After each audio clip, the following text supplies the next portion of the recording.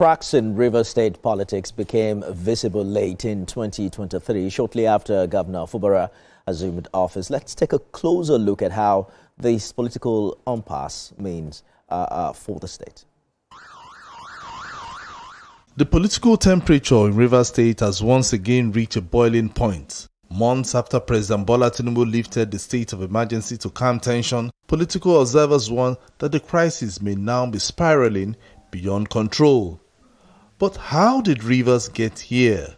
The cracks became visible in late 2023, shortly after Governor Similaye Fubara assumed office. Trouble began when the governor attempted to influence the leadership of the State House of Assembly by pushing for a preferred speaker. The move failed, deepening mistrust between the executive and the legislature. The House subsequently suspended lawmakers believed to be loyal to the governor, effectively polarizing the Assembly.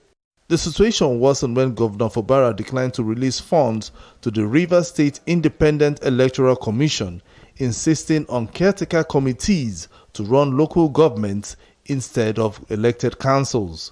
Those councils, incidentally, were chaired by political allies of the Minister of the FCT, Nyesom Wike, who had relied heavily on them as campaign coordinators to help Fubara to win the governorship election. In early 2024, the House of Assembly was fully fractured.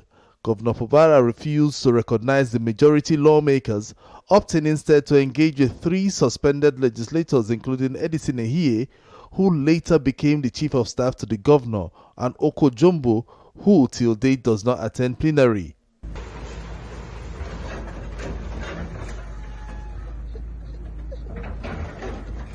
Matters escalated when the assembly complex was demolished, allegedly on claims of structural defect, with attempts also made to pull down the lawmakers' residential quarters until Rivers elders intervened.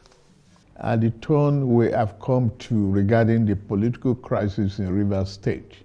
Presidential intervention followed with a peace agreement brokered by President Bola Tinubu in late 2024. Tell you people whose mind is dark, who all they want is anarchy, crisis, and for Rivers innocent people to suffer.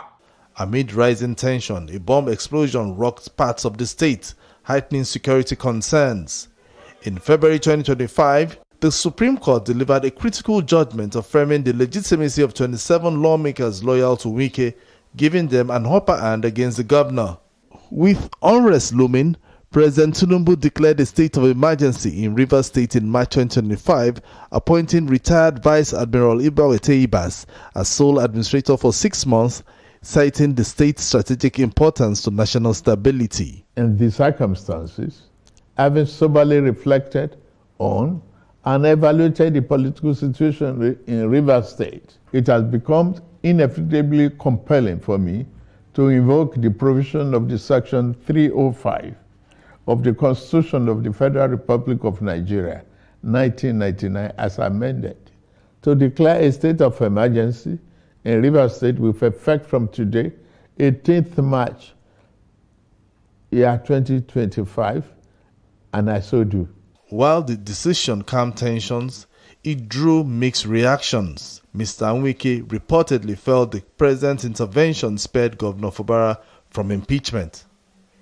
During the emergency period, Governor Fubara publicly distanced himself from governance, repeatedly stating he had no interest in returning to office. Have you asked yourself, do you think I am even interested in going back there?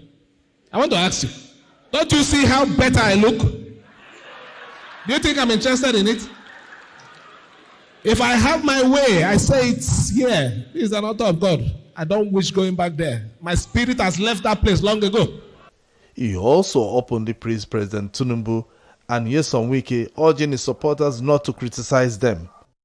After the 7-day notice served on the governor expired on the 15th of January, the House sat a day after the 16th, where the Speaker, Martin Amewele, announced the collective resolve to continue the impeachment process and ordered immediate investigation into the allegations. The ball is now in the court of the Chief Judge of the state to set up the 7-man panel to sit for a maximum of 3 months.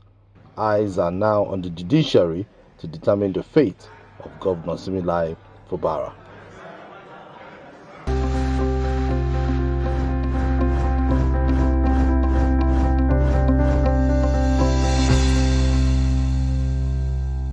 Vice President Kashim